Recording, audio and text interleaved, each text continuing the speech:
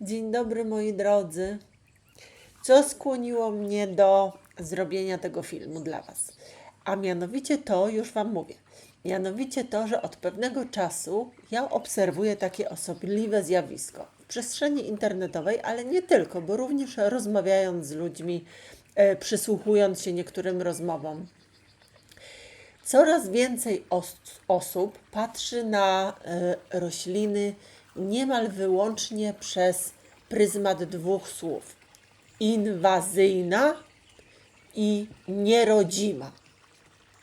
I traktują te dwa słowa tak, i rośliny traktują tak, jakby od tego, czy ona jest inwazyjna, czy nierodzima, zależała cała ich wartość.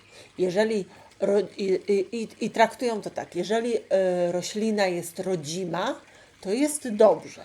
Jeżeli jest nierodzima, to jest źle. Już trzeba ją niszczyć, tępić. Jeżeli jest uważana za inwazyjną, no to już w ogóle jest afera na 40 fajerek i po prostu najlepiej, żeby się na swojej drodze tej rośliny nie spotkali, bo pałają do niej jak najgorszymi uczuciami. Tymczasem, moi mili, przyroda, natura nie funkcjonuje według tak, no, co by nie mówić, prostych podziałów, tak? Albo takie, albo śmakie. Musicie pamiętać, że wiele roślin, które dziś określa się jako nierodzime, pojawiło się na ziemiach polskich setki lat temu. Setki. Niektóre przybyły wraz z handlem, inne z rozwojem rolnictwa, jeszcze inne, czyli z rozwojem rolnictwa, czyli w takim właśnie też handlu, ale typowo produktami rolnymi. Gdzieś nawet się zawieruszyły nasiona. Inne zostały celowo sprowadzone przez człowieka i one rosły tutaj. Rosły tutaj od wielu lat, od wielu a nawet stuleci. Były za czasów naszych pradziadków, ich rodziców, jeszcze wcześniejszych pokoleń. Były od dawna, towarzyszyły ludziom tak długo, że dla większości z tych osób, tak, one są równie naturalnym elementem krajobrazu jak te gatunki rodzime. A mimo to ciągle nieustannie słyszymy to, że są obce. Obce, że jest element obcy, że nie rodzimy, że nie nasze, tak? To nasze jest takim słowem kluczem, naszym. Nasze. Tylko pytanie jest takie: gdzie właściwie przebiega granica tej obcości, tego bycia naszym, a nie naszym? Gdzie jest granica, po pierwsze, czasowa, po drugie, gdzie jest granica terytorialna? Czy taka roślina, która jest u nas na przykład od 200 lat, albo od 300 lat, to jest już nasza, czy nie nasza? Albo 500 lat, to już będzie nasza, czy jeszcze musi być dodatkowe 200 lat? Gdzie jest ta granica? Przyroda nie zna paszportów, nie zna granic państwowych. Przyroda nie wie, gdzie kończy się też, a propos tego terytorium, nie wie, gdzie kończy się Polska, a zaczynają się Czechy, Niemcy czy Litwa. Tak? Tego nie wie. To człowiek, to my stworzyliśmy sztucznie te podziały i zaczęliśmy je przykładać też do świata roślin. A tak to nie powinno być. I teraz musicie zwrócić jeszcze na to uwagę, bo to jest ciekawe, że my mamy specjalistów od roślin. I ci specjaliści, takie dwa podstawowe jakby nurty czy grupy, bo to są fitoterapeuci i to są botanicy. I niejednokrotnie Wam już mówiłam, że ich drogi się rozchodzą. Nie zawsze idziemy razem wspólnie z botanikami, my, fitoterapeuci. A wszyscy, którzy się temu przypatrują, którzy roślinami się interesują, czasami stoją okrakiem między właśnie tą jedną grupą a tą drugą i tworzą swoją własną, potem taką pokrętną retorykę, biorąc trochę od tych, trochę od tamtych, i wychodzą naprawdę różne dziwne rzeczy. A paradoks polega na tym, że dla botanika często najważniejsza jest właśnie ta roślina, która ginie. ginie. Taka roślina, którą on chce za wszelką cenę ocalić, no bo przecież botaniką chodzi o to, żeby te gatunki ocalić, tak, żeby one nie wyginęły, żeby było ich najwięcej. I często też nie patrzą na to, czy roślina jest wartościowa, czy nie jest wartościowa. Nie. To interesuje fitoterapeutę. Botanik się koncentruje na tych gatunkach i on też nie patrzy na to, czy dana roślina ma szansę przeżyć w takim zmienionym, często przez nas samych zmienionym ekosystemie, czy może na przykład przyroda, zważywszy na warunki wszystkie, na jej specyfikę, może jest tak, może nad tym się nie zastanawialiśmy, może to przyroda chce sama taką roślinę wyeliminować, bo przyroda wyeliminowała już wiele innych gatunków, dlatego że przeżywają tylko te najsilniejsze. O to chodzi w przyrodzie, w naturze. Właśnie te najsilniejsze muszą przetrwać. Ale też dlatego, że one są najsilniejsze, są też najbardziej skuteczne w leczeniu niektórych chorób, w niektórych dolegliwości. I najlepszym przykładem tutaj są też adaptogeny, które jak wiecie stanowią trzon tradycyjnej medycyny chińskiej i też ajurwedy, czyli te rośliny, które rosną tam, gdzie innym roślinom nie udałoby się przetrwać ani dnia.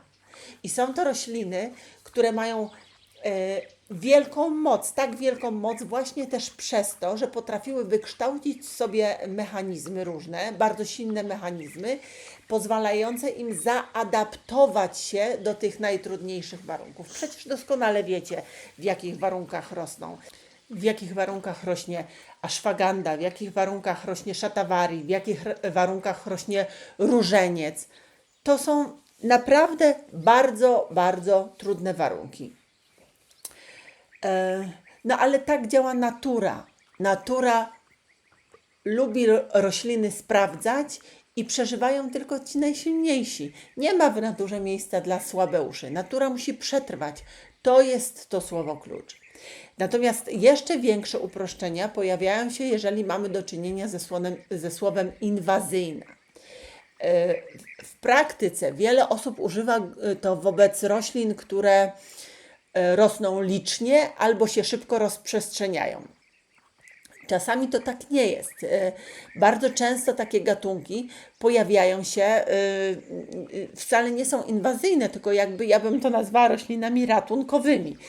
Dlatego, że one pojawiają się tam, gdzie środowisko zostało wcześniej przez człowieka zaburzone. Na wszelkiego rodzaju nieużytkach, albo właśnie odwrotnie też, w miejscach takich bogatych, powiedzmy, w swego rodzaju używki dla roślin, czyli przy drogach, gdzie są spaliny. Spaliny są bogate w tlenki azotu. Tak rośliny to lubią, więc tam przy tych drogach one bardzo bujnie rosną w tych rowach przydrożnych. Przypatrzcie się temu. Ale też nawozy sztuczne, które wylewa się na pole i przy polach te łąki, gdzie podczas deszczu te nawozy się tam dostają, też te rośliny pobudza do życia, ale wszelkiego rodzaju przemysłowe tereny, też nasypy kolejowe, ale też miejsca takie rozkopywane, regularnie niszczone, lasy, czasami takie, w których na skutek poziomu wód zmienia się też w lasach ekosystem. Tak, więc rośliny też się w tych lasach zmieniają. Rośliny wykorzystują przestrzeń, którą my stworzyliśmy lub którą sami zgotowaliśmy tej przyrodzie, tak? Taką przestrzeń, w której inne rośliny już rosnąć nie chcą. Więc moja rada jest taka, moi drodzy, że roślinom najlepiej, bo wy tak szybko ferujecie te wyroki, ale roślinom przyglądajcie się latami, bo nie wystarczy jeden rzut oka, żeby wydać jakikolwiek osąd. Przez lata obserwacji, dopiero przez lata obserwacji można zauważyć różne rzeczy, również taką, że przyroda nie jest nieruchoma, bo jednego roku, jak będziecie się przyglądać, to dokładnie to zobaczycie, że jednego roku jakiś gatunek wydaje się wszechobecny, jest go wszędzie pełno. Wydaje się, że za chwilę zdominuje nam cały krajobraz, a potem mijają 2 sezony, mijają 3 sezony i okazuje się, że już go prawie nie ma. że jego liczebność wyraźnie spadła, a na to miejsce, gdzie on był, wchodzą inne rośliny, bo natura sama nieustannie reguluje swoje własne procesy. Też różne gatunki konkurują ze sobą. Zmieniają się warunki pogodowe, zmienia się wilgotność, zmienia się nasłonecznienie, zmienia się sposób użytkowania terenu, intensywność pór roku. Wiadomo, że sroga zima przynosi latem też inne gatunki i wiosną inne gatunki niż łagodna, bo niektóre po prostu tej zimy nie przetrwają. Tego nie widać, gdy patrzy się na całą przyrodę przez jeden sezon albo jedną rzut oka, bo pojechaliście i zobaczycie łąkę, na której jest dużo tego, więc mówicie, że to jest inwazyjny, bo dużo tego. Albo spoglądając tylko na te sensacyjne nagłówki w internecie. To widać dopiero wtedy, kiedy przez kolejne lata odwiedza się te same miejsca i patrzy się, co tam się właśnie dzieje. I ja mam też wrażenie, że w tej dyskusji często umyka nam pewien paradoks, dlatego że zobaczcie, z jednej strony odrzuca się rośliny, te rośliny, które nam rosną pod nogami, dlatego że czasami właśnie one są nierodzime, inwazyjne. Zupełnie nie zwraca się uwagi na fakt, że one mają w sobie tyle mocy, że żadne inne rośliny konkurować z nimi nie mogą. Czyli na przykład w przypadku, jeżeli mamy zakażenie dróg moczowych, to jest nawłoć, ta znienawidzona przez wiele osób nawłoć, potem długo nic i na horyzoncie gdzieś wyłonią się, nie wiem, liście brzozy, ortosyfon, mącznica, żurawina i tak dalej. Jeżeli mamy dnę moczanową, rzadko która roślina może sobie się nawet zbliżyć do podagrycznika, którego też niektórzy by najchętniej osądzają w ogóle od czci i wiary i najchętniej by zniszczyli i zapomnieli, że rosną, szczególnie jak zarasta im ogrody, zamiast się cieszyć, że mają taką super roślinę. Za chwilę ktoś mi powie, ta pani nie zarosła, jakby pani miała ogród i pani zarosła, jakby pani sobie tam śliczne roślinki posadziła.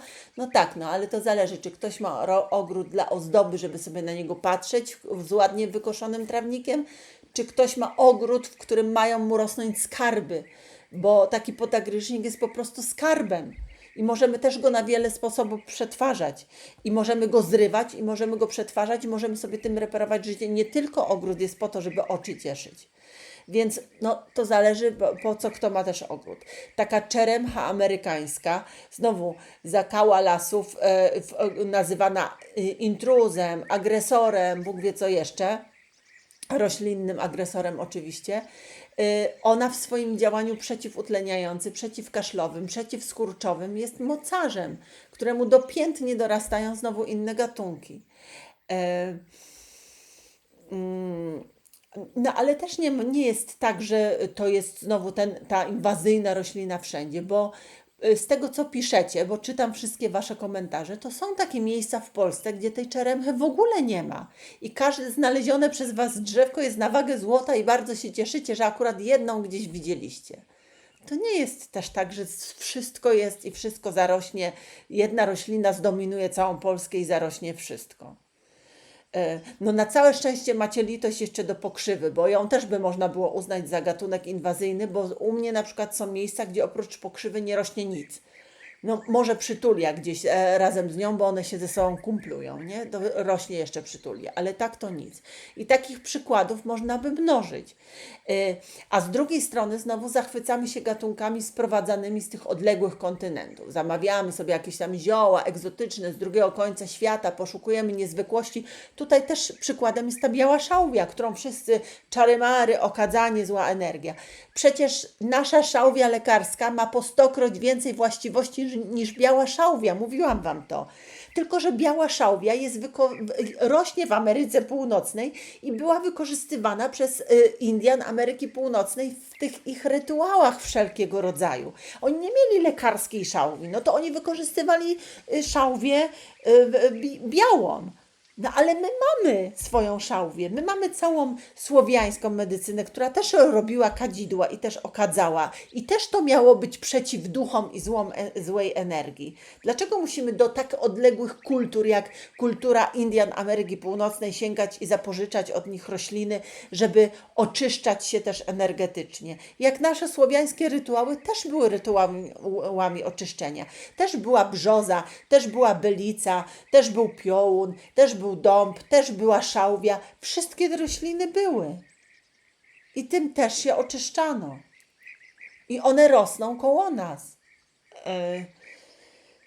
Więc nie trzeba szukać na drugim końcu świata. I oczywiście w przypadku adaptogenów to ta niezwykłość u nich jest, tak? Ale i my je sprowadzamy. Ja też sama uwielbiam adaptogeny, ale też musimy pamiętać, że to na tych terenach, gdzie one rosły, czy rosną nadal, no w mniejszej części już, bo są bardzo często już są hodowane tylko, bo w tym stanie naturalnym albo zostały wytrzebione, albo po prostu już też nie rosną, bo się przyroda zmieniła. To one też kiedyś rosły na tych terenach licznie. Mogły być nawet ktoś by mógł powiedzieć, że były inwazyjne, tak? Bo w niektórych miejscach rosły tylko one.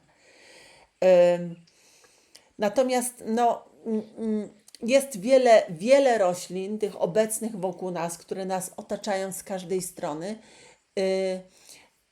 I rosną od pokoleń, a traktowani są niemal jak intruzi. To mnie naprawdę bardzo boli.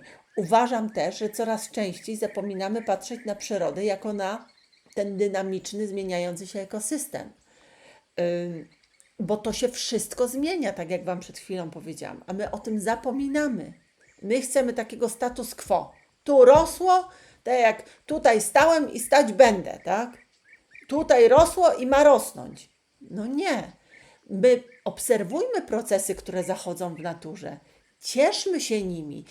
Niech nas to interesuje, niech nas to pociąga. Zobaczmy, jak to się zmienia, w którym kierunku to idzie. A my tylko dzielimy nasze, obce, dobre, złe i finito. A przyroda jest znacznie bardziej skomplikowana niż takie proste kategorie i kategoryzowanie. Przecież rośliny nie wiedzą, czy są rodzime, czy są nierodzime. Nie wiedzą, że zostały uznane za inwazyjne. One po prostu rosną tam, gdzie znajdują warunki do życia. Czasami też dlatego, że takie miejsca stworzyła je dla nich natura, właśnie przez tą swoją dynamikę, przez te swoje zmiany, a czasami dlatego, że stworzył dla nich je człowiek. Też przez to wszystko, co my z przyrodą robimy. I one czasami ratują te miejsca, bo już tam inne rośliny rosnąć nie chcą. Przez nas, właśnie przez nas. A my zgotowaliśmy przyrodzie taki los, a potem mamy pretensje do natury, że ona wprowadziła tam inne rośliny, które chcą ratować te miejsca od zagłady. My jesteśmy dziwnym gatunkiem, naprawdę. Więc taką mam też prośbę i sugestię. Zanim zaczniemy mówić o wyrywaniu kolejnej rośliny tylko dlatego, że uznano ją za nierodzimą albo inwazyjną, to warto najpierw chociaż właśnie przez jakiś czas, przyjrzeć się temu, co naprawdę dzieje się w danym miejscu, bo przyroda naprawdę okazuje się mądrzejsza, cierpliwsza, a na pewno jakby to wszystko z jakimś sensem bardziej układająca niż te wszystkie nasze szybkie osądy. No to Wam tylko chciałam powiedzieć. Mam nadzieję, że wytłumaczyłam Wam i że będziecie w ten sposób też na to spoglądać. Jeszcze na koniec chciałam taką małą konkluzję tego wszystkiego, bo zdarza się też właśnie a propos tego zrobiłam ten film, bo przychodzą na kanał do mnie, odwiedzają ludzie, którzy nie dosyć, że podważają zasadność w ogóle stosowania ziół, wszelkie badania pokazujące, jak skuteczne są rośliny, to przychodzą tylko po to tutaj, aby na przykład podzielić się swoim żalem też, że roślina im zarosła ogród, albo że rośnie w lesie taki niecierpek i oni tam nie mogą zbierać grzybów, bo ten cholerny niecierpek się tam rozplenił, tak? I potem się dziwią, że ja nie podzielam tych rozterek, nie daję gotowych przepisów, jak zniszczyć czy właśnie wyplenić do cna roślinę. A oni czekają, pytają i pytają. No więc ja mam dla Państwa smutną wiadomość, wy takich wiadomości się nie doczekacie, takich przepisów, tak? Bo ta natura nasza jest cudem, rośliny są wielkim darem i za każdą jedną, nawet tę nierodzimą, inwazyjną, powinniśmy dziękować Matce Naturze na kolanach, bo w roślinach jest ratunek dla świata, a świat zmierza ku samozagładzie. A my naszym zachowaniem to jeszcze potęgujemy, tymi wszystkimi szaleństwami, tymi teoriami. Ile ja się spotykam, co chwilę przychodzicie i mówicie, bo oni to robią specjalnie, bo oni chcą nam zakazać, bo oni chcą nam szkodzić, bo oni chcą nam to. Ciągle ta szklanka jest dla Was do połowy pusta. Rozumiecie to? Wy nie mówicie, Boże, jak cudownie, że my mamy naturę. Już pal licho, że świat jest taki, ale ja mam te rośliny nam pomagają, te rośliny nas wyciągną z najgorszych opresji. Cudownie jest te rośliny mieć koło siebie. Nie. Inwazyjna zniszczyć. A jeszcze za chwilę, bo to jest nie, a te badania to oni i tak nie powiedzą. I cały czas się nakręcacie i się nakręcacie i nakręcacie. I nawet jak to jest gdzieś tam w tym ziarno prawdy, bo zawsze we wszystkim gdzieś tam jest to ziarno prawdy, to dlaczego ta szklanka u Was jest ciągle do połowy pusta? I ja Wam mówiłam już tyle razy. Jest nauka, która nazywa się psychoneuroimmunologia. I to nie są już czary-mary, tylko ona pokazuje, że jak my bez przerwy jesteśmy zakotwiczeni w tych negatywnych emocjach, w tych teoriach spiskowych, w tych narzekaniach naszych, w tych psioczeniach na wszystko, w tym rozliczaniu każdego ze wszystkiego, to my generujemy swoim mózgiem negatywną energię. I co robi nasz mózg? Przez oś HPA, tak zwaną oś stresu, nasze podwzgórza, przysadka, nadnercza, to jest ta oś stresu, dają kolejno impulsy. Podwzgórze daje impuls do przysadki, przysadka daje do nadnerczy, nadnercza wydzielają kortyzol, kortyzol generuje stany zapalne są, jeżeli nie bezpośrednią, to pośrednią przyczyną wszystkich chorób. My sami takim myśleniem, takim zachowaniem i takim postrzeganiem generujemy w sobie choroby. Obojętnie, czy to jest zgodne z prawdą, czy niezgodne z prawdą, ale cały czas będąc po tej ciemnej stronie mocy. I nawzajem bijąc pianę, nawzajem w tych komentarzach się przekrzykując, kto będzie gorzej na kogoś powie, albo kto więcej odkryje różnych sensacji, albo kto jeszcze czymś innym zabłyśnie. Czy wy, jak idziecie na spacer i spojrzycie na taką łąkę i na taką przestrzeń, jakby nawet na to, co tutaj widzicie na tym filmie, to czy wy widzicie tam jakąś agresję, widzicie tam jakieś sensacje, widzicie tam jakiś niepokój, widzicie tam jakiś strach, widzicie tam jakieś przepychanki? Widzicie w tej przyrodzie to? To nie jest przyroda, to nie jest natura. Natura jest cicha, mądra, spokojna, wyrozumiała, cierpliwa, dająca czas i potrzebująca czasu. Taka jest natura.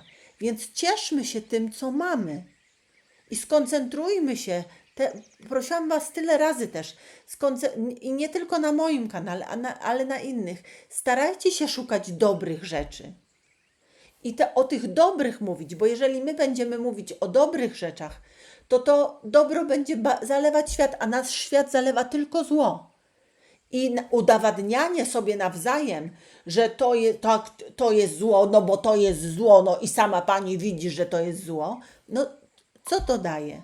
Zmieniać, zło dobrem zwyciężać mamy.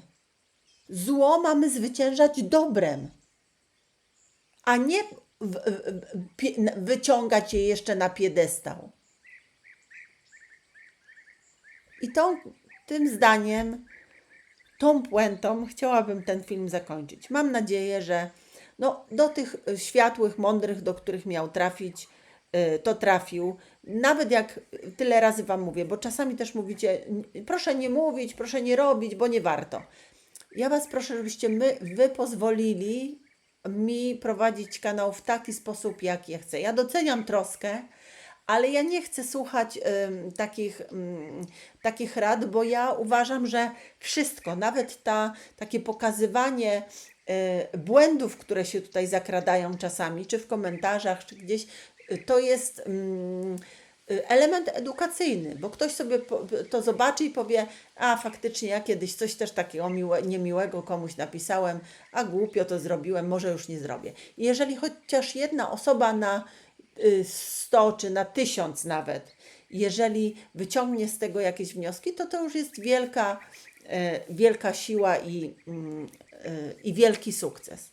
I ja będę w ten sposób ten kanał prowadziła. I jak mówię, nawet jak parę osób zmieni zdanie i pójdzie gdzieś w drugim kierunku i zupełnie inaczej zacznie to wszystko postrzegać, to już będzie fajnie. A ci, którzy są ze mną, są właśnie te moje bystrzachy ziółkowe, to wy jesteście mądrzy, to ja o tym wiem, no ale po co ja mam edukować wyedukowanych już? Wy tylko poszerzacie swoją wiedzę i chłoniecie to, co tutaj jest na kanale przekazywane. A może są tacy jeszcze, których trzeba troszeczkę tam po łydeczkach trzeba tak cyk, cyk, cyk, żeby oni podskoczyli, żeby im się troszeczkę tam w głowie poukładało. Więc, no więc tak. Więc żegnam się z Wami ja, żegna się z Wami ta piękna przyroda.